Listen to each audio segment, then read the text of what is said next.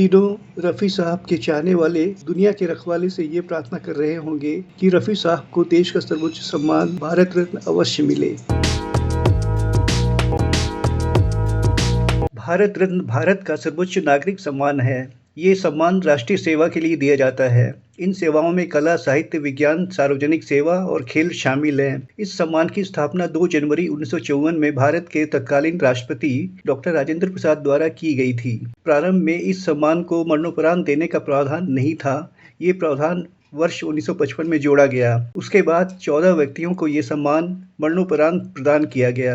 एक वर्ष में अधिकतम 3 व्यक्तियों को ही भारत रत्न दिया जा सकता है। वैसे ये अलग बात है कि फिल्मी हस्तियां इस सर्वोच्च नागरिक सम्मान भारत रत्न से हमेशा दूर दूर ही रही है। सरकार आती रही, जाती रही, बदलती रही, मगर वो दूरी बरकरार रही। यदि भारत रत्न मिलने वाली हस्तियों की सूची पर नजर डालें तो अफसोस होगा। दिग्गज फिल्मी हस्तियों को इस सम्मान से दूर ही रखा गया है, जिन्होंने सिनेमा माध्यम के जरिए भारतीय मान्यता, सोच, संस्कृति, रीति रिवाज, खान पान और पहनावा को दुनिया भर में एक प्रकार से ब्रांडिंग की है। आखिर सिनेमा जगत की इन महान विभूतियों की तरफ नजरें क्यों नहीं जा पाती हैं? भारतीय सिनेमा जगत के महान हस्तियां जैसे राज कपूर, मोहम्मद रफ़ी और भी कई ऐसे हैं जिनकी प्रतिभा अपने मुल्क के अलावे दूसरे मुल्कों में भी सराहा गया है। घर की मुर्गी दाल बराबर। दिलीप कुमार को सम्मान मिले ना मिले, परंतु पड़ोसी मुल्क पाकिस्तान ने निशाने ए इम्तियाज मिल चुका है। बेचारे आवारा राज कपूर के गीत आज भी रूस में बजते होंगे,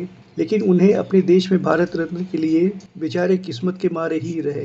राज कपूर 5वें दशक से लेकर 7वें दशक तक जितना भारत में लोकप्रिय रहे, उतनी अहमियत और लोकप्रियता उन्हें दूर देश रूस में मिली, लेकिन भारत रत्न नहीं मिला। अगर भारत रत्न सम्मान सूची पर एक नज़र डालें तो पता चलता है कि अब तक भारतीय सिनेमा जगत से कुछ ही हस्तियों को भारत रत्न से नवाजा गया है। वर्ष 1988 में तमिल फिल्मों के पितामह एवं राजनीतिज्ञ एम.जी. रामचंद्रन, वर्ष 1992 में बांग्ला फिल्मों के विश्व प्रसिद्ध सत्यजीत राय, स्वर कोकिला लता मंगेशकर 2001 में, और वर्ष 2019 में सुप्रसिद्ध गायक एवं म्यूजिक डायरेक्टर भूपेन हजारिका। इनमें से भूपेन हजारिका को मरणोपरांत ये सम्मान दिया गया था। इनके अलावा शुद्ध रूप से कला जगत के महान कलाकारों को एम.एस. सुब्बुलक्ष्मी, पंडित रविशंकर, उस्ताद बिस्मिल्लाह खान और पंडित भीमसेन जोशी को उनके अमूल्य योगदान के लिए भारत रत्न का सम्मान दिया गया। पीएम के मन की बात से कुछ उम्मीद तो बंधी है। मन की बात के 117वें एपिसोड में प्रधानमंत्री ने संबोधित करते हुए कहा, मैं एक भारत श्रेष्ठ भारत की भावना को मजबूत करने के लिए फिल्म और मनोरंजन उद्योग को भी बधाई देना चाहता हूं। 2024 में हम इस क्षेत्र की कई हस्तियों की 100वीं जयंती मना रहे हैं। इन हस्तियों ने भारतीय सिनेमा की वैश्विक पहचान दिलाई है। राज कपूर उनमें से एक थे।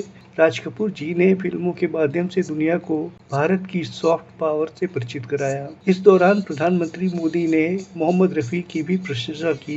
उन्होंने कहा, रफ़ी साहब की आवाज़ में वो जादू था जो हर दिल को छू जाता था। भक्ति गीत हों या रोमांटिक गीत या दुख भरे गीत, उन्होंने अपनी आवाज़ से हर भावना को जीवंत कर दिया। आज की युवा पीढ़ी उनके गीतों को उसी जुनून के साथ सुनती है।